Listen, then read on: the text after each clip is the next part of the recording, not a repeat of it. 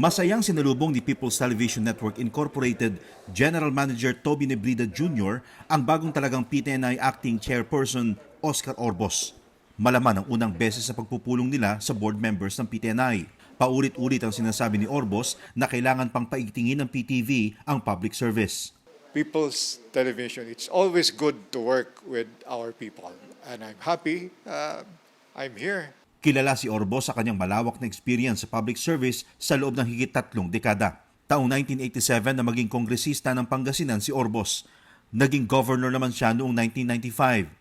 Taong 1990 nang itinalaga siya ni dating Pangulong Cory Aquino bilang kalihim ng nooy Department of Transportation and Communications. Ginawa rin siyang Executive Secretary noong 1992 ni dating Pangulong Fidel Ramos. Makakatuwang ni Orbos si Antonio Contreras bilang kanyang Vice Chairperson na appointee rin ni Pangulong Ferdinand Marcos Jr. Dapat may bago din tayong i-offer.